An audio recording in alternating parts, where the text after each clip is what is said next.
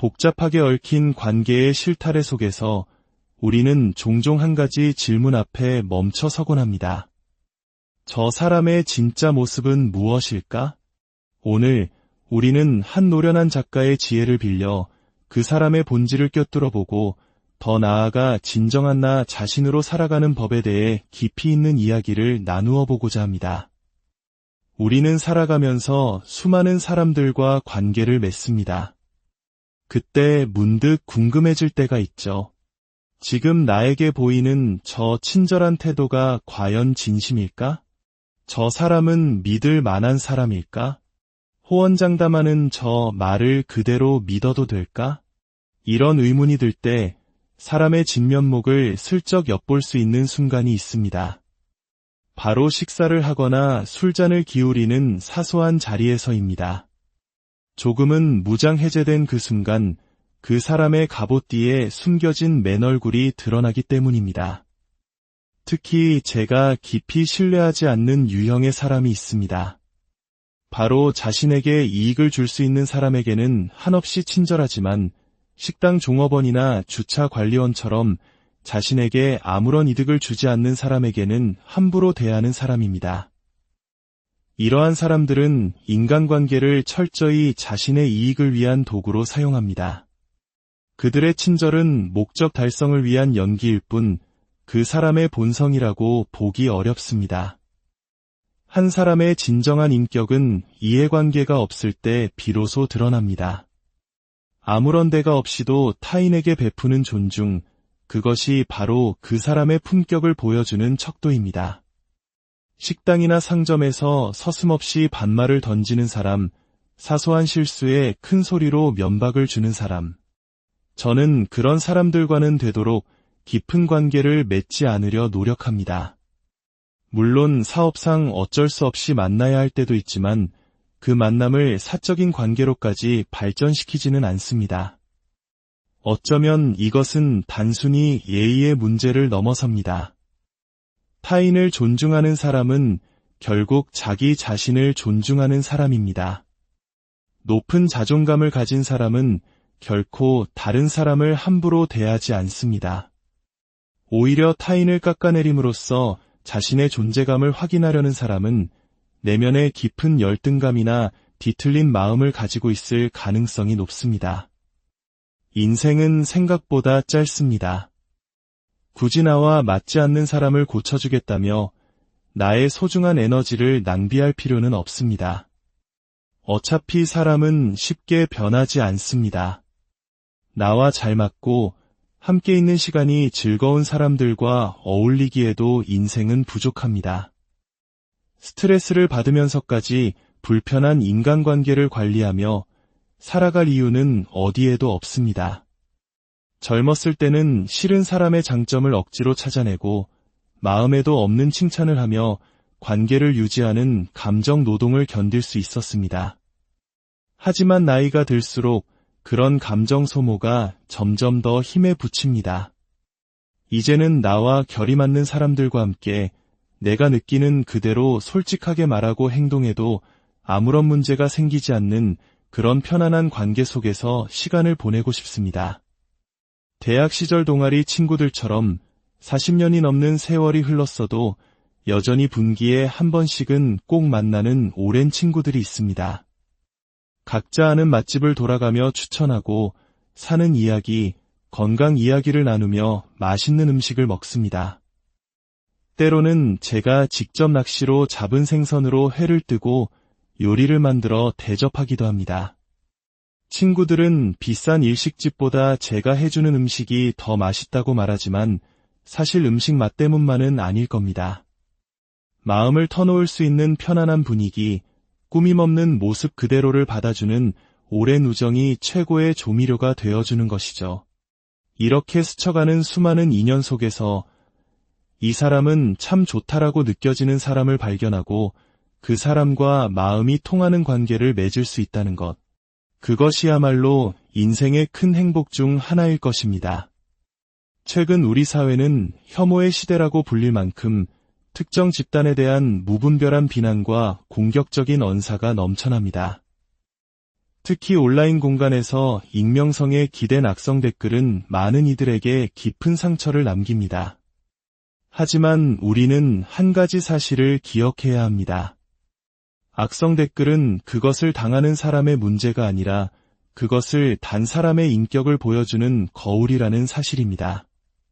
그것은 그 사람의 뒤틀린 내면을 비출 뿐 공격 대상이 된 사람의 가치를 훼손하지 못합니다. 마치 길가에 버려진 쓰레기 더미와 같습니다.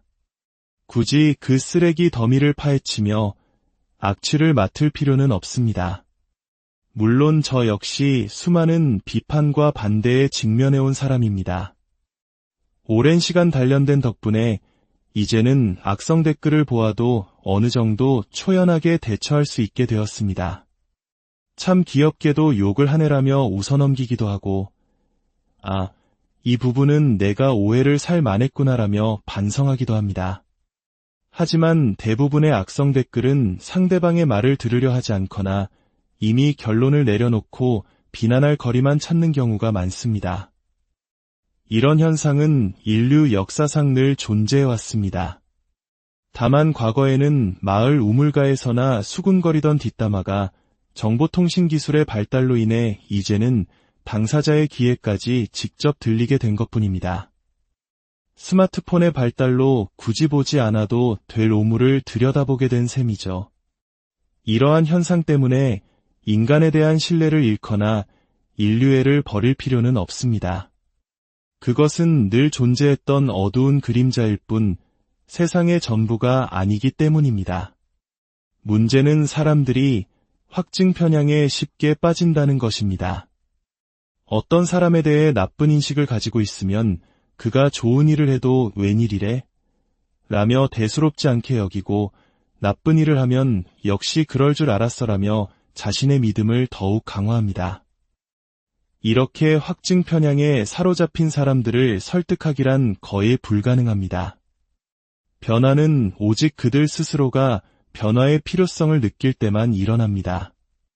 우리가 할 수 있는 유일한 것은 그저 꾸준하고 정확한 정보를 계속해서 제공하는 것뿐입니다. 당장은 받아들이지 않더라도 올바른 정보가 쌓이다 보면 그중 일부는 언젠가 변화할 가능성이 있습니다. 잘못된 정보에는 올바른 정보로, 혐오에는 긍정적인 이야기로 맞서는 것. 그것이 우리가 나아가야 할 방향입니다. 이러한 인간의 본성을 이해하는데 큰 통찰을 주는 인물이 있습니다. 바로 찰스 다윈입니다. 흔히 다윈의 진화론을 적자생존이라는 단어로 요약하며 강한 자가 살아남는다는 약육강식의 논리로 오해하곤 합니다. 하지만 이는 다윈의 생각을 완전히 잘못 이해한 것입니다. 다윈이 말한 서바이벌 오브 더 피터스트에서 피터스트는 가장 강하거나 우월하다는 뜻이 아닙니다. 주어진 환경에 가장 잘 적응한 자가 살아남는다는 지극히 가치 중립적인 개념입니다. 자연에는 선도 악도, 우월함도 열등함도 없습니다. 그저 변화하는 환경에 적응하는 생명체가 살아남을 뿐입니다. 하지만 사람들은 이 개념을 왜곡했습니다. 살아남은 자는 곧 훌륭하고 우월하다는 증거라는 식으로 논리를 비틀어 우월한 유전자만 남겨 인류를 개량할 수 있다는 끔찍한 우생학을 만들어냈습니다. 고상한 목적으로 포장되었지만 이는 인류에 대한 끔찍한 범죄로 이어졌습니다. 다윈이 우리에게 정말로 말하고자 했던 것은 우리 인간이 결코 특별한 존재가 아니라는 사실입니다. 우리는 광활한 자연의 일부이며 아메바와 같은 조상에서부터 진화해온 수많은 생명체 중 하나일 뿐이라는 겸손한 진실입니다. 이는 마치 코페르니쿠스가 지구가 우주의 중심이 아니라는 사실을 밝혔을 때와 같은 충격입니다. 인간은 오랫동안 자신이 세상의 중심이고 가장 위대한 존재라는 유아적인 사고방식에 갇혀 살아왔습니다. 하지만 과학은 우리 집과 우리 엄마의 진실을 알려주며 우리 자신을 객관적으로 바라볼 수 있는 눈을 뜨게 해주었습니다. 우리는 지식과 진리 앞에서 늘 겸손해야 합니다. 내가 지금 절대적으로 옳다고 믿는 것이 사실은 아닐 수도 있다는 가능성을 항상 열어두어야 합니다. 그 가능성을 잊고 자신의 신념만이 인류를 구원할 것이라고 믿는 순간 좋은 의도는 끔찍한 비극으로 돌변할 수 있습니다. 그렇기에 끊임없이 질문을 품는 자세가 중요합니다. 나는 나 자신을 정말 잘 알고 있는 걸까? 내가 이상하다고 생각하는 저 사람의 주장이 어쩌면 맞을 수도 있지 않을까? 이렇게 자기 자신을 상대화하고 객관적으로 바라보려는 노력이 필요합니다. 이러한 성찰의 과정에서 우리는 자아 찾기라는 오랜 질문과 마주하게 됩니다. 많은 젊은이들이 진정한 나를 찾기 위해 방황합니다. 하지만 저는 단호하게 말하고 싶습니다. 자아는 어딘가에 완성된 형태로 존재하여 우리가 찾아내야 하는 보물이 아닙니다. 자아는 우리 뇌 속에서 일어나는 신호체계의 집합이며 평생에 걸쳐 우리 스스로 만들어가는 것입니다. 우리는 메타인지 능력을 통해 나는 어떤 사람이 되고 싶다고 생각합니다. 그리고 그 이상적인 모습에 가까워지기 위해 노력하며 자기 자신을 빚어갑니다. 생각 없이 살면 사는 대로 생각하게 되지만 내가 바라는 나의 모습을 마음에 품고 살아간다면 생각하는 대로 살 수 있게 됩니다. 물론 현실의 나와 이상적인 나 사이에는 늘 간극이 존재합니다. 오늘의 내가 마음에 들지 않을 수도 있습니다. 노력한다고 해서 내일 당장 완벽한 내가 되지도 않을 겁니다. 어쩌면 죽을 때까지도 완전히 마음에 드는 나를 만나지 못할 수도 있습니다. 하지만 중요한 것은 그 간극을 메우기 위해 하루하루 노력하는 과정 그 자체입니다. 그 과정 속에서 우리의 자아는 조금씩 성장하고 단단해집니다. 오늘의 이야기가 당신의 마음에 작은 울림을 주었다면 이 지혜를 주변 사람들과 함께 나누어 주십시오. 당신의 좋아요와 구독은 단순히 숫자를 넘어 우리가 함께 더 깊은 의미를 찾아가는 여정에 큰 힘이 됩니다. 여러분의 삶에 늘 평안과 지혜가 함께하기를 기원합니다. 어느덧 저도 지하철을 공짜로 타는 나이가 되었습니다. 인생의 황혼기에 접어들면서 지나온 삶을 돌아보게 됩니다. 하지만 저는 과거를 후회하며 곱씹기보다는 현재의 내 마음에 집중하려고 노력합니다. 이것은 내가 정말 하고 싶은 일인가? 마음이 편안한가? 지금 이 순간 내 마음의 소리에 귀 기울이며 살아가는 것. 그것이 행복의 비결이라고 믿습니다. 저에게 행복은 아주 구체적인 순간에 찾아옵니다. 별 기대 없이 들어간 식당의 음식이 놀랍도록 맛있을 때, 오랜 친구들을 위해 정성껏 차린 음식을 그들이 맛있게 먹어줄 때, 좋은 책을 읽으며 새로운 지적 희열을 느낄 때, 저는 그런 소소한 행복을 소중히 여깁니다. 제가 가장 좋아하는 두 가지는 먹는 것과 읽는 것입니다. 내가 먹는 것이 나의 몸이 되고 내가 읽는 것이 나의 마음이 된다는 말을 좋아합니다. 좋은 음식이 몸에 좋은 에너지를 주듯 좋은 책은 마음에 깊은 양식을 줍니다. 특히 종이책은 단순히 정보를 전달하는 것을 넘어 손으로 만져지는 질감, 특유의 잉크와 종이 냄새, 책장을 넘기는 소리까지 오감을 만족시키는 종합적인 경험을 선사합니다. 이제 저에게 남은 소박한 목표가 있다면 살아있는 마지막 날까지 다른 사람에게 의지하지 않고 내 힘으로 걸어다니고 내 힘으로 일상생활을 꾸려나가는 것입니다.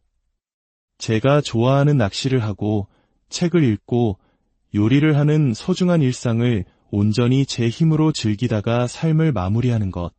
그것이 저의 가장 큰 소망입니다. 영국의 철학자 존 스튜어트 밀은 그의 저서 자유론에서 이렇게 말했습니다. 스스로 설계한 삶을 자신이 옳다고 믿는 방식으로 살아가는 것, 그것이 그 사람에게 가장 적합하. 그 삶이 객관적으로 최선이기 때문이 아니라 바로 그 사람 자신이 선택했기 때문에 가장 가치 있다는 것입니다. 우리 인생에는 미리 정해진 의미란 없습니다. 우리 각자가 자신의 삶에 스스로 의미를 불어넣는 것입니다.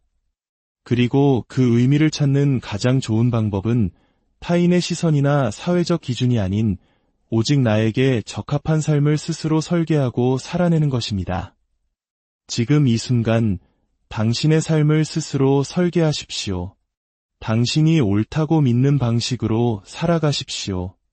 그 과정이 때로는 고되고 외로울지라도 그 안에서 당신은 세상 그 무엇과도 바꿀 수 없는 삶의 의미와 진정한 행복을 복잡하게 얽힌 관계의 실타래 속에서 우리는 종종 한 가지 질문 앞에 멈춰 서곤 합니다. 저 사람의 진짜 모습은 무엇일까? 오늘 우리는 한 노련한 작가의 지혜를 빌려 그 사람의 본질을 꿰뚫어보고 더 나아가 진정한 나 자신으로 살아가는 법에 대해 깊이 있는 이야기를 나누어 보고자 합니다. 우리는 살아가면서 수많은 사람들과 관계를 맺습니다. 그때 문득 궁금해질 때가 있죠. 지금 나에게 보이는 저 친절한 태도가 과연 진심일까? 저 사람은 믿을 만한 사람일까? 호언장담하는 저 말을 그대로 믿어도 될까? 이런 의문이 들 때 사람의 진면목을 슬쩍 엿볼 수 있는 순간이 있습니다. 바로 식사를 하거나 술잔을 기울이는 사소한 자리에서입니다. 조금은 무장해제된 그 순간 그 사람의 갑옷 뒤에 숨겨진 맨얼굴이 드러나기 때문입니다. 특히 제가 깊이 신뢰하지 않는 유형의 사람이 있습니다. 바로 자신에게 이익을 줄 수 있는 사람에게는 한없이 친절하지만 식당 종업원이나 주차 관리원처럼 자신에게 아무런 이득을 주지 않는 사람에게는 함부로 대하는 사람입니다. 이러한 사람들은 인간관계를 철저히 자신의 이익을 위한 도구로 사용합니다. 그들의 친절은 목적 달성을 위한 연기일 뿐 그 사람의 본성이라고 보기 어렵습니다. 한 사람의 진정한 인격은 이해관계가 없을 때 비로소 드러납니다. 아무런 대가 없이도 타인에게 베푸는 존중, 그것이 바로 그 사람의 품격을 보여주는 척도입니다. 식당이나 상점에서 서슴없이 반말을 던지는 사람, 사소한 실수에 큰 소리로 면박을 주는 사람. 저는 그런 사람들과는 되도록 깊은 관계를 맺지 않으려 노력합니다. 물론 사업상 어쩔 수 없이 만나야 할 때도 있지만 그 만남을 사적인 관계로까지 발전시키지는 않습니다. 어쩌면 이것은 단순히 예의의 문제를 넘어섭니다. 타인을 존중하는 사람은 결국 자기 자신을 존중하는 사람입니다. 높은 자존감을 가진 사람은 결코 다른 사람을 함부로 대하지 않습니다. 오히려 타인을 깎아내림으로써 자신의 존재감을 확인하려는 사람은 내면의 깊은 열등감이나 뒤틀린 마음을 가지고 있을 가능성이 높습니다. 인생은 생각보다 짧습니다.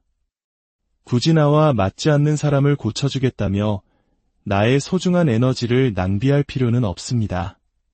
어차피 사람은 쉽게 변하지 않습니다. 나와 잘 맞고 함께 있는 시간이 즐거운 사람들과 어울리기에도 인생은 부족합니다. 스트레스를 받으면서까지 불편한 인간관계를 관리하며 살아갈 이유는 어디에도 없습니다. 젊었을 때는 싫은 사람의 장점을 억지로 찾아내고 마음에도 없는 칭찬을 하며 관계를 유지하는 감정 노동을 견딜 수 있었습니다. 하지만 나이가 들수록 그런 감정 소모가 점점 더 힘에 부칩니다. 이제는 나와 결이 맞는 사람들과 함께 내가 느끼는 그대로 솔직하게 말하고 행동해도 아무런 문제가 생기지 않는 그런 편안한 관계 속에서 시간을 보내고 싶습니다. 대학 시절 동아리 친구들처럼 40년이 넘는 세월이 흘렀어도 여전히 분기에 한 번씩은 꼭 만나는 오랜 친구들이 있습니다. 각자 아는 맛집을 돌아가며 추천하고 사는 이야기, 건강 이야기를 나누며 맛있는 음식을 먹습니다. 때로는 제가 직접 낚시로 잡은 생선으로 회를 뜨고 요리를 만들어 대접하기도 합니다. 친구들은 비싼 일식집보다 제가 해주는 음식이 더 맛있다고 말하지만 사실 음식 맛 때문만은 아닐 겁니다. 마음을 터놓을 수 있는 편안한 분위기, 꾸밈없는 모습 그대로를 받아주는 오랜 우정이 최고의 조미료가 되어주는 것이죠. 이렇게 스쳐가는 수많은 인연 속에서 이 사람은 참 좋다라고 느껴지는 사람을 발견하고 그 사람과 마음이 통하는 관계를 맺을 수 있다는 것. 그것이야말로 인생의 큰 행복 중 하나일 것입니다. 최근 우리 사회는 혐오의 시대라고 불릴 만큼 특정 집단에 대한 무분별한 비난과 공격적인 언사가 넘쳐납니다. 특히 온라인 공간에서 익명성에 기댄 악성 댓글은 많은 이들에게 깊은 상처를 남깁니다. 하지만 우리는 한 가지 사실을 기억해야 합니다.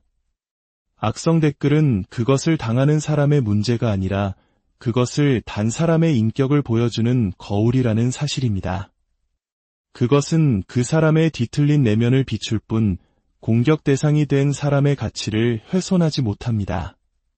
마치 길가에 버려진 쓰레기 더미와 같습니다. 굳이 그 쓰레기 더미를 파헤치며 악취를 맡을 필요는 없습니다. 물론 저 역시 수많은 비판과 반대에 직면해온 사람입니다.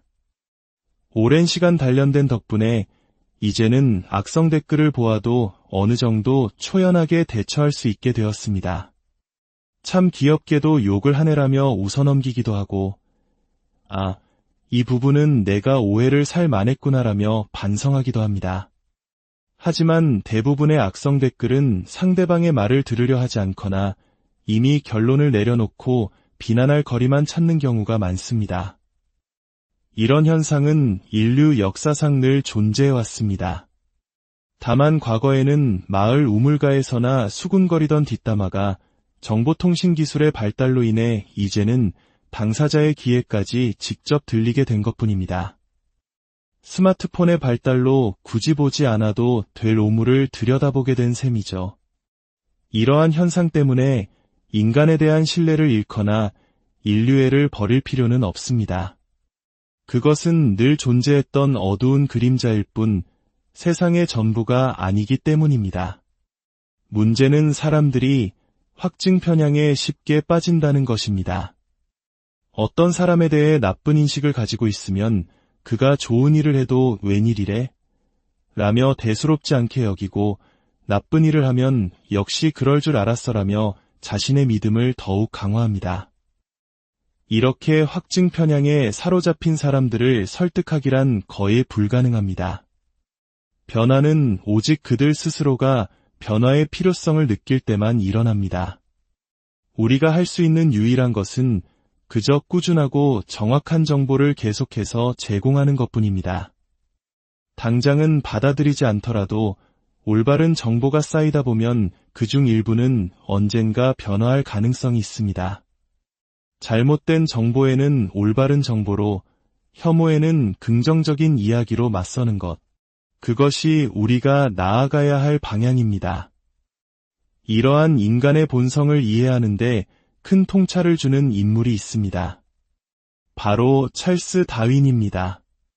흔히 다윈의 진화론을 적자생존이라는 단어로 요약하며 강한 자가 살아남는다는 약육강식의 논리로 오해하곤 합니다.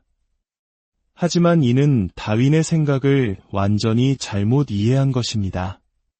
다윈이 말한 서바이벌 오브 더 피터스트에서 피터스트는 가장 강하거나 우월하다는 뜻이 아닙니다. 주어진 환경에 가장 잘 적응한 자가 살아남는다는 지극히 가치 중립적인 개념입니다. 자연에는 선도 악도, 우월함도 열등함도 없습니다. 그저 변화하는 환경에 적응하는 생명체가 살아남을 뿐입니다. 하지만 사람들은 이 개념을 왜곡했습니다. 살아남은 자는 곧 훌륭하고 우월하다는 증거라는 식으로 논리를 비틀어 우월한 유전자만 남겨 인류를 개량할 수 있다는 끔찍한 우생학을 만들어냈습니다. 고상한 목적으로 포장되었지만 이는 인류에 대한 끔찍한 범죄로 이어졌습니다. 다윈이 우리에게 정말로 말하고자 했던 것은 우리 인간이 결코 특별한 존재가 아니라는 사실입니다. 우리는 광활한 자연의 일부이며 아메바와 같은 조상에서부터 진화해온 수많은 생명체 중 하나일 뿐이라는 겸손한 진실입니다. 이는 마치 코페르니쿠스가 지구가 우주의 중심이 아니라는 사실을 밝혔을 때와 같은 충격입니다. 인간은 오랫동안 자신이 세상의 중심이고 가장 위대한 존재라는 유아적인 사고방식에 갇혀 살아왔습니다. 하지만 과학은 우리 집과 우리 엄마의 진실을 알려주며 우리 자신을 객관적으로 바라볼 수 있는 눈을 뜨게 해주었습니다. 우리는 지식과 진리 앞에서 늘 겸손해야 합니다. 내가 지금 절대적으로 옳다고 믿는 것이 사실은 아닐 수도 있다는 가능성을 항상 열어두어야 합니다. 그 가능성을 잊고 자신의 신념만이 인류를 구원할 것이라고 믿는 순간 좋은 의도는 끔찍한 비극으로 돌변할 수 있습니다. 그렇기에 끊임없이 질문을 품는 자세가 중요합니다. 나는 나 자신을 정말 잘 알고 있는 걸까? 내가 이상하다고 생각하는 저 사람의 주장이 어쩌면 맞을 수도 있지 않을까? 이렇게 자기 자신을 상대화하고 객관적으로 바라보려는 노력이 필요합니다. 이러한 성찰의 과정에서 우리는 자아 찾기라는 오랜 질문과 마주하게 됩니다. 많은 젊은이들이 진정한 나를 찾기 위해 방황합니다.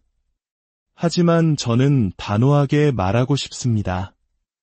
자아는 어딘가에 완성된 형태로 존재하여 우리가 찾아내야 하는 보물이 아닙니다. 자아는 우리 뇌 속에서 일어나는 신호체계의 집합이며 평생에 걸쳐 우리 스스로 만들어가는 것입니다. 우리는 메타인지 능력을 통해 나는 어떤 사람이 되고 싶다고 생각합니다. 그리고 그 이상적인 모습에 가까워지기 위해 노력하며 자기 자신을 빚어갑니다. 생각 없이 살면 사는 대로 생각하게 되지만 내가 바라는 나의 모습을 마음에 품고 살아간다면 생각하는 대로 살 수 있게 됩니다. 물론 현실의 나와 이상적인 나 사이에는 늘 간극이 존재합니다. 오늘의 내가 마음에 들지 않을 수도 있습니다. 노력한다고 해서 내일 당장 완벽한 내가 되지도 않을 겁니다. 어쩌면 죽을 때까지도 완전히 마음에 드는 나를 만나지 못할 수도 있습니다.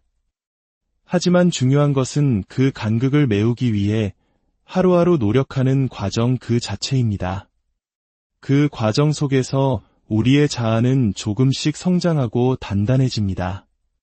오늘의 이야기가 당신의 마음에 작은 울림을 주었다면 이 지혜를 주변 사람들과 함께 나누어 주십시오. 당신의 좋아요와 구독은 단순히 숫자를 넘어 우리가 함께 더 깊은 의미를 찾아가는 여정에 큰 힘이 됩니다. 여러분의 삶에 늘 평안과 지혜가 함께하기를 기원합니다. 어느덧 저도 지하철을 공짜로 타는 나이가 되었습니다. 인생의 황혼기에 접어들면서 지나온 삶을 돌아보게 됩니다. 하지만 저는 과거를 후회하며 곱씹기보다는 현재의 내 마음에 집중하려고 노력합니다. 이것은 내가 정말 하고 싶은 일인가? 마음이 편안한가? 지금 이 순간 내 마음의 소리에 귀 기울이며 살아가는 것. 그것이 행복의 비결이라고 믿습니다. 저에게 행복은 아주 구체적인 순간에 찾아옵니다. 별 기대 없이 들어간 식당의 음식이 놀랍도록 맛있을 때, 오랜 친구들을 위해 정성껏 차린 음식을 그들이 맛있게 먹어줄 때, 좋은 책을 읽으며 새로운 지적 희열을 느낄 때, 저는 그런 소소한 행복을 소중히 여깁니다. 제가 가장 좋아하는 두 가지는 먹는 것과 읽는 것입니다. 내가 먹는 것이 나의 몸이 되고 내가 읽는 것이 나의 마음이 된다는 말을 좋아합니다. 좋은 음식이 몸에 좋은 에너지를 주듯 좋은 책은 마음에 깊은 양식을 줍니다.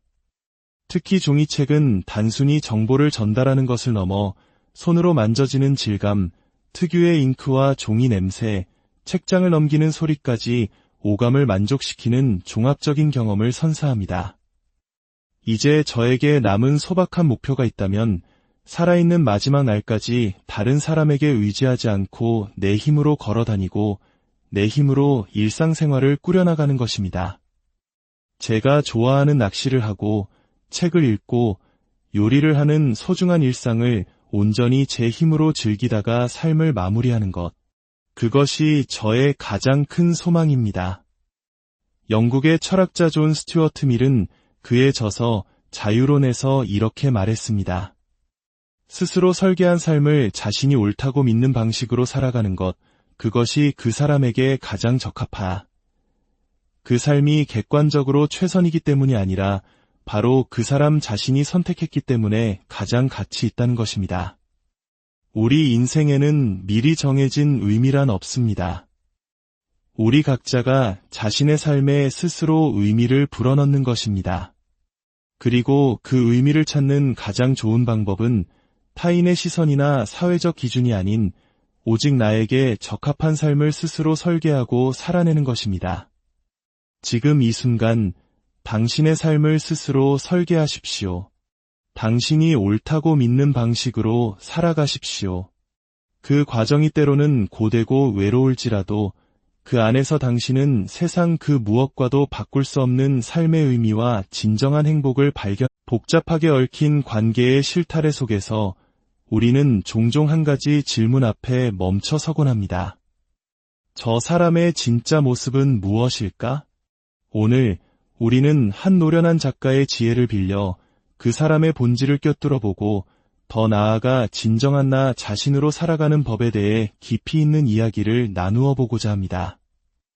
우리는 살아가면서 수많은 사람들과 관계를 맺습니다. 그때 문득 궁금해질 때가 있죠. 지금 나에게 보이는 저 친절한 태도가 과연 진심일까? 저 사람은 믿을 만한 사람일까? 호언장담하는 저 말을 그대로 믿어도 될까? 이런 의문이 들 때 사람의 진면목을 슬쩍 엿볼 수 있는 순간이 있습니다. 바로 식사를 하거나 술잔을 기울이는 사소한 자리에서입니다. 조금은 무장해제된 그 순간 그 사람의 갑옷 뒤에 숨겨진 맨얼굴이 드러나기 때문입니다. 특히 제가 깊이 신뢰하지 않는 유형의 사람이 있습니다.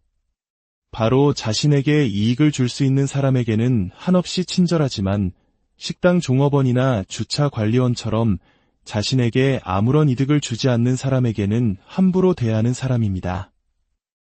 이러한 사람들은 인간관계를 철저히 자신의 이익을 위한 도구로 사용합니다. 그들의 친절은 목적 달성을 위한 연기일 뿐 그 사람의 본성이라고 보기 어렵습니다.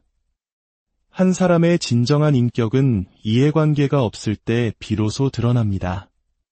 아무런 대가 없이도 타인에게 베푸는 존중, 그것이 바로 그 사람의 품격을 보여주는 척도입니다. 식당이나 상점에서 서슴없이 반말을 던지는 사람, 사소한 실수에 큰 소리로 면박을 주는 사람. 저는 그런 사람들과는 되도록 깊은 관계를 맺지 않으려 노력합니다. 물론 사업상 어쩔 수 없이 만나야 할 때도 있지만 그 만남을 사적인 관계로까지 발전시키지는 않습니다. 어쩌면 이것은 단순히 예의의 문제를 넘어섭니다. 타인을 존중하는 사람은 결국 자기 자신을 존중하는 사람입니다. 높은 자존감을 가진 사람은 결코 다른 사람을 함부로 대하지 않습니다.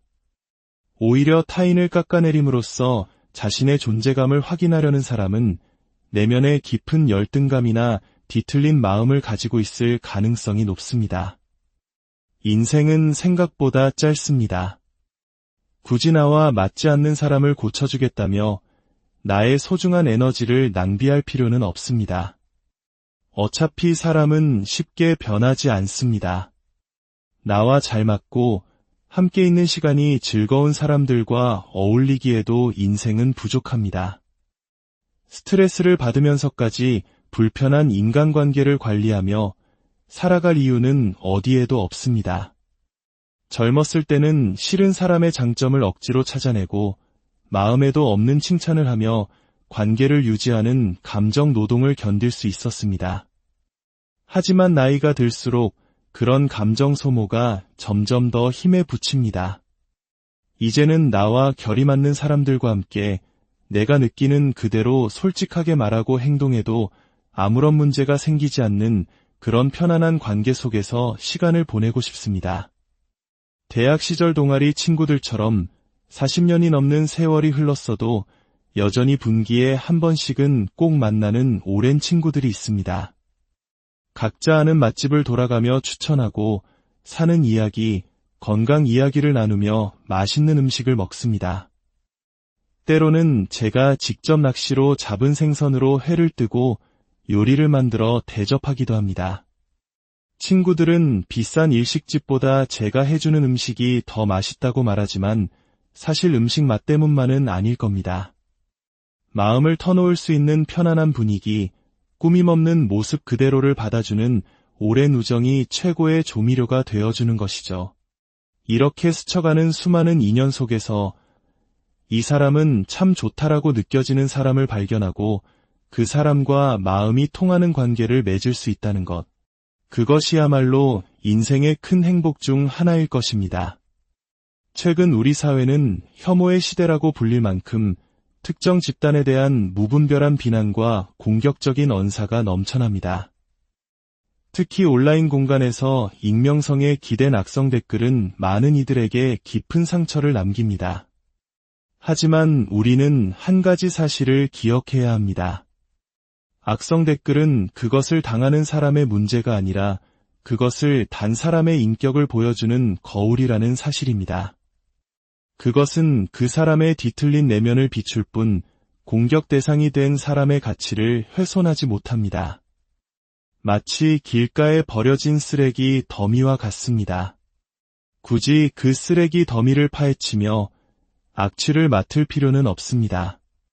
물론 저 역시 수많은 비판과 반대에 직면해온 사람입니다.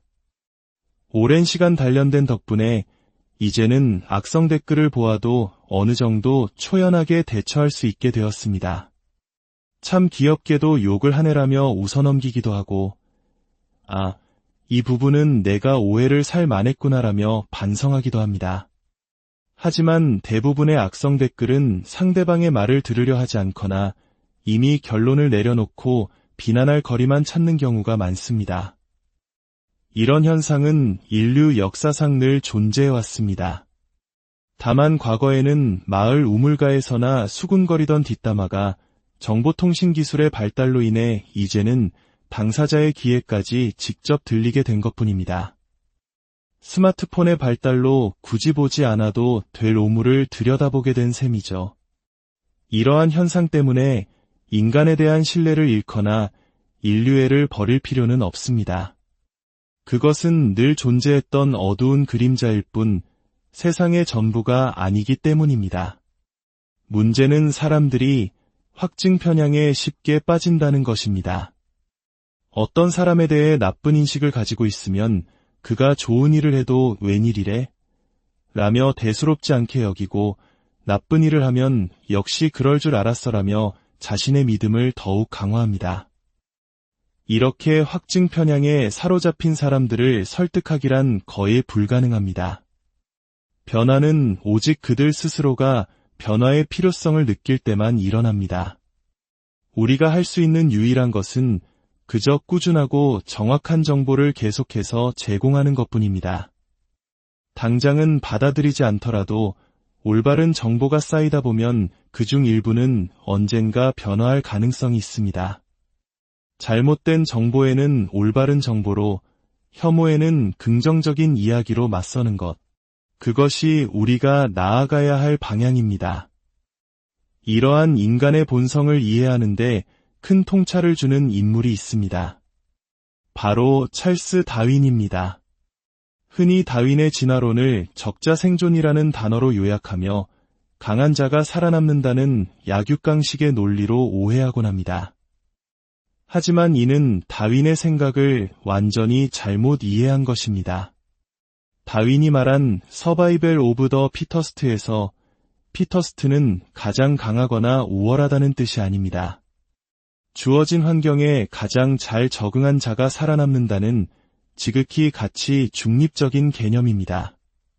자연에는 선도 악도, 우월함도 열등함도 없습니다.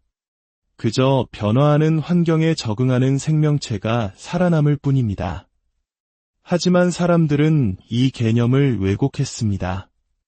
살아남은 자는 곧 훌륭하고 우월하다는 증거라는 식으로 논리를 비틀어 우월한 유전자만 남겨 인류를 개량할 수 있다는 끔찍한 우생학을 만들어냈습니다. 고상한 목적으로 포장되었지만 이는 인류에 대한 끔찍한 범죄로 이어졌습니다. 다윈이 우리에게 정말로 말하고자 했던 것은 우리 인간이 결코 특별한 존재가 아니라는 사실입니다. 우리는 광활한 자연의 일부이며 아메바와 같은 조상에서부터 진화해온 수많은 생명체 중 하나일 뿐이라는 겸손한 진실입니다. 이는 마치 코페르니쿠스가 지구가 우주의 중심이 아니라는 사실을 밝혔을 때와 같은 충격입니다. 인간은 오랫동안 자신이 세상의 중심이고 가장 위대한 존재라는 유아적인 사고방식에 갇혀 살아왔습니다. 하지만 과학은 우리 집과 우리 엄마의 진실을 알려주며 우리 자신을 객관적으로 바라볼 수 있는 눈을 뜨게 해주었습니다. 우리는 지식과 진리 앞에서 늘 겸손해야 합니다. 내가 지금 절대적으로 옳다고 믿는 것이 사실은 아닐 수도 있다는 가능성을 항상 열어두어야 합니다. 그 가능성을 잊고 자신의 신념만이 인류를 구원할 것이라고 믿는 순간 좋은 의도는 끔찍한 비극으로 돌변할 수 있습니다. 그렇기에 끊임없이 질문을 품는 자세가 중요합니다. 나는 나 자신을 정말 잘 알고 있는 걸까? 내가 이상하다고 생각하는 저 사람의 주장이 어쩌면 맞을 수도 있지 않을까? 이렇게 자기 자신을 상대화하고 객관적으로 바라보려는 노력이 필요합니다. 이러한 성찰의 과정에서 우리는 자아 찾기라는 오랜 질문과 마주하게 됩니다. 많은 젊은이들이 진정한 나를 찾기 위해 방황합니다. 하지만 저는 단호하게 말하고 싶습니다. 자아는 어딘가에 완성된 형태로 존재하여 우리가 찾아내야 하는 보물이 아닙니다. 자아는 우리 뇌 속에서 일어나는 신호체계의 집합이며 평생에 걸쳐 우리 스스로 만들어가는 것입니다. 우리는 메타인지 능력을 통해 나는 어떤 사람이 되고 싶다고 생각합니다. 그리고 그 이상적인 모습에 가까워지기 위해 노력하며 자기 자신을 빚어갑니다. 생각 없이 살면 사는 대로 생각하게 되지만 내가 바라는 나의 모습을 마음에 품고 살아간다면 생각하는 대로 살 수 있게 됩니다. 물론 현실의 나와 이상적인 나 사이에는 늘 간극이 존재합니다. 오늘의 내가 마음에 들지 않을 수도 있습니다. 노력한다고 해서 내일 당장 완벽한 내가 되지도 않을 겁니다. 어쩌면 죽을 때까지도 완전히 마음에 드는 나를 만나지 못할 수도 있습니다. 하지만 중요한 것은 그 간극을 메우기 위해 하루하루 노력하는 과정 그 자체입니다. 그 과정 속에서 우리의 자아는 조금씩 성장하고 단단해집니다. 오늘의 이야기가 당신의 마음에 작은 울림을 주었다면 이 지혜를 주변 사람들과 함께 나누어 주십시오. 당신의 좋아요와 구독은 단순히 숫자를 넘어 우리가 함께 더 깊은 의미를 찾아가는 여정에 큰 힘이 됩니다. 여러분의 삶에 늘 평안과 지혜가 함께하기를 기원합니다. 어느덧 저도 지하철을 공짜로 타는 나이가 되었습니다. 인생의 황혼기에 접어들면서 지나온 삶을 돌아보게 됩니다. 하지만 저는 과거를 후회하며 곱씹기보다는 현재의 내 마음에 집중하려고 노력합니다. 이것은 내가 정말 하고 싶은 일인가? 마음이 편안한가? 지금 이 순간 내 마음의 소리에 귀 기울이며 살아가는 것. 그것이 행복의 비결이라고 믿습니다. 저에게 행복은 아주 구체적인 순간에 찾아옵니다.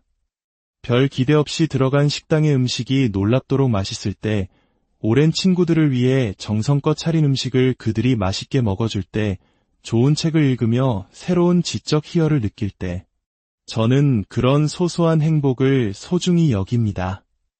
제가 가장 좋아하는 두 가지는 먹는 것과 읽는 것입니다. 내가 먹는 것이 나의 몸이 되고 내가 읽는 것이 나의 마음이 된다는 말을 좋아합니다. 좋은 음식이 몸에 좋은 에너지를 주듯 좋은 책은 마음에 깊은 양식을 줍니다. 특히 종이책은 단순히 정보를 전달하는 것을 넘어 손으로 만져지는 질감, 특유의 잉크와 종이 냄새, 책장을 넘기는 소리까지 오감을 만족시키는 종합적인 경험을 선사합니다. 이제 저에게 남은 소박한 목표가 있다면 살아있는 마지막 날까지 다른 사람에게 의지하지 않고 내 힘으로 걸어다니고 내 힘으로 일상생활을 꾸려나가는 것입니다. 제가 좋아하는 낚시를 하고 책을 읽고 요리를 하는 소중한 일상을 온전히 제 힘으로 즐기다가 삶을 마무리하는 것. 그것이 저의 가장 큰 소망입니다. 영국의 철학자 존 스튜어트 밀은 그의 저서 자유론에서 이렇게 말했습니다. 스스로 설계한 삶을 자신이 옳다고 믿는 방식으로 살아가는 것, 그것이 그 사람에게 가장 적합하. 그 삶이 객관적으로 최선이기 때문이 아니라 바로 그 사람 자신이 선택했기 때문에 가장 가치 있다는 것입니다. 우리 인생에는 미리 정해진 의미란 없습니다. 우리 각자가 자신의 삶에 스스로 의미를 불어넣는 것입니다. 그리고 그 의미를 찾는 가장 좋은 방법은 타인의 시선이나 사회적 기준이 아닌 오직 나에게 적합한 삶을 스스로 설계하고 살아내는 것입니다. 지금 이 순간 당신의 삶을 스스로 설계하십시오. 당신이 옳다고 믿는 방식으로 살아가십시오. 그 과정이 때로는 고되고 외로울지라도 그 안에서 당신은 세상 그 무엇과도 바꿀 수 없는 삶의 의미와 진정한 행복을 발견. 복잡하게 얽힌 관계의 실타래 속에서 우리는 종종 한 가지 질문 앞에 멈춰 서곤 합니다. 저 사람의 진짜 모습은 무엇일까? 오늘 우리는 한 노련한 작가의 지혜를 빌려 그 사람의 본질을 꿰뚫어보고 더 나아가 진정한 나 자신으로 살아가는 법에 대해 깊이 있는 이야기를 나누어 보고자 합니다. 우리는 살아가면서 수많은 사람들과 관계를 맺습니다. 그때 문득 궁금해질 때가 있죠. 지금 나에게 보이는 저 친절한 태도가 과연 진심일까? 저 사람은 믿을 만한 사람일까? 호언장담하는 저 말을 그대로 믿어도 될까? 이런 의문이 들 때 사람의 진면목을 슬쩍 엿볼 수 있는 순간이 있습니다. 바로 식사를 하거나 술잔을 기울이는 사소한 자리에서입니다. 조금은 무장해제된 그 순간 그 사람의 갑옷 뒤에 숨겨진 맨얼굴이 드러나기 때문입니다. 특히 제가 깊이 신뢰하지 않는 유형의 사람이 있습니다. 바로 자신에게 이익을 줄 수 있는 사람에게는 한없이 친절하지만 식당 종업원이나 주차 관리원처럼 자신에게 아무런 이득을 주지 않는 사람에게는 함부로 대하는 사람입니다. 이러한 사람들은 인간관계를 철저히 자신의 이익을 위한 도구로 사용합니다. 그들의 친절은 목적 달성을 위한 연기일 뿐 그 사람의 본성이라고 보기 어렵습니다. 한 사람의 진정한 인격은 이해관계가 없을 때 비로소 드러납니다. 아무런 대가 없이도 타인에게 베푸는 존중, 그것이 바로 그 사람의 품격을 보여주는 척도입니다. 식당이나 상점에서 서슴없이 반말을 던지는 사람, 사소한 실수에 큰 소리로 면박을 주는 사람. 저는 그런 사람들과는 되도록 깊은 관계를 맺지 않으려 노력합니다. 물론 사업상 어쩔 수 없이 만나야 할 때도 있지만 그 만남을 사적인 관계로까지 발전시키지는 않습니다. 어쩌면 이것은 단순히 예의의 문제를 넘어섭니다. 타인을 존중하는 사람은 결국 자기 자신을 존중하는 사람입니다. 높은 자존감을 가진 사람은 결코 다른 사람을 함부로 대하지 않습니다. 오히려 타인을 깎아내림으로써 자신의 존재감을 확인하려는 사람은 내면의 깊은 열등감이나 뒤틀린 마음을 가지고 있을 가능성이 높습니다. 인생은 생각보다 짧습니다. 굳이 나와 맞지 않는 사람을 고쳐주겠다며 나의 소중한 에너지를 낭비할 필요는 없습니다. 어차피 사람은 쉽게 변하지 않습니다. 나와 잘 맞고 함께 있는 시간이 즐거운 사람들과 어울리기에도 인생은 부족합니다. 스트레스를 받으면서까지 불편한 인간관계를 관리하며 살아갈 이유는 어디에도 없습니다. 젊었을 때는 싫은 사람의 장점을 억지로 찾아내고 마음에도 없는 칭찬을 하며 관계를 유지하는 감정 노동을 견딜 수 있었습니다. 하지만 나이가 들수록 그런 감정 소모가 점점 더 힘에 부칩니다. 이제는 나와 결이 맞는 사람들과 함께 내가 느끼는 그대로 솔직하게 말하고 행동해도 아무런 문제가 생기지 않는 그런 편안한 관계 속에서 시간을 보내고 싶습니다. 대학 시절 동아리 친구들처럼 40년이 넘는 세월이 흘렀어도 여전히 분기에 한 번씩은 꼭 만나는 오랜 친구들이 있습니다. 각자 아는 맛집을 돌아가며 추천하고 사는 이야기, 건강 이야기를 나누며 맛있는 음식을 먹습니다. 때로는 제가 직접 낚시로 잡은 생선으로 회를 뜨고 요리를 만들어 대접하기도 합니다. 친구들은 비싼 일식집보다 제가 해주는 음식이 더 맛있다고 말하지만 사실 음식 맛 때문만은 아닐 겁니다. 마음을 터놓을 수 있는 편안한 분위기, 꾸밈없는 모습 그대로를 받아주는 오랜 우정이 최고의 조미료가 되어주는 것이죠. 이렇게 스쳐가는 수많은 인연 속에서 이 사람은 참 좋다라고 느껴지는 사람을 발견하고 그 사람과 마음이 통하는 관계를 맺을 수 있다는 것. 그것이야말로 인생의 큰 행복 중 하나일 것입니다. 최근 우리 사회는 혐오의 시대라고 불릴 만큼 특정 집단에 대한 무분별한 비난과 공격적인 언사가 넘쳐납니다. 특히 온라인 공간에서 익명성에 기댄 악성 댓글은 많은 이들에게 깊은 상처를 남깁니다. 하지만 우리는 한 가지 사실을 기억해야 합니다. 악성 댓글은 그것을 당하는 사람의 문제가 아니라 그것을 단 사람의 인격을 보여주는 거울이라는 사실입니다. 그것은 그 사람의 뒤틀린 내면을 비출 뿐 공격 대상이 된 사람의 가치를 훼손하지 못합니다. 마치 길가에 버려진 쓰레기 더미와 같습니다. 굳이 그 쓰레기 더미를 파헤치며 악취를 맡을 필요는 없습니다. 물론 저 역시 수많은 비판과 반대에 직면해온 사람입니다. 오랜 시간 단련된 덕분에 이제는 악성 댓글을 보아도 어느 정도 초연하게 대처할 수 있게 되었습니다. 참 귀엽게도 욕을 하네라며 웃어넘기기도 하고 이 부분은 내가 오해를 살 만했구나라며 반성하기도 합니다. 하지만 대부분의 악성 댓글은 상대방의 말을 들으려 하지 않거나 이미 결론을 내려놓고 비난할 거리만 찾는 경우가 많습니다. 이런 현상은 인류 역사상 늘 존재해왔습니다. 다만 과거에는 마을 우물가에서나 수군거리던 뒷담화가 정보통신 기술의 발달로 인해 이제는 당사자의 귀에까지 직접 들리게 된 것뿐입니다. 스마트폰의 발달로 굳이 보지 않아도 될 오물을 들여다보게 된 셈이죠. 이러한 현상 때문에 인간에 대한 신뢰를 잃거나 인류애를 버릴 필요는 없습니다. 그것은 늘 존재했던 어두운 그림자일 뿐 세상의 전부가 아니기 때문입니다. 문제는 사람들이 확증 편향에 쉽게 빠진다는 것입니다. 어떤 사람에 대해 나쁜 인식을 가지고 있으면 그가 좋은 일을 해도 웬일이래? 라며 대수롭지 않게 여기고 나쁜 일을 하면 역시 그럴 줄 알았어라며 자신의 믿음을 더욱 강화합니다.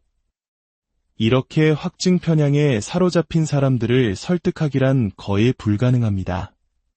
변화는 오직 그들 스스로가 변화의 필요성을 느낄 때만 일어납니다. 우리가 할 수 있는 유일한 것은 그저 꾸준하고 정확한 정보를 계속해서 제공하는 것뿐입니다. 당장은 받아들이지 않더라도 올바른 정보가 쌓이다 보면 그중 일부는 언젠가 변화할 가능성이 있습니다. 잘못된 정보에는 올바른 정보로, 혐오에는 긍정적인 이야기로 맞서는 것. 그것이 우리가 나아가야 할 방향입니다. 이러한 인간의 본성을 이해하는데 큰 통찰을 주는 인물이 있습니다. 바로 찰스 다윈입니다.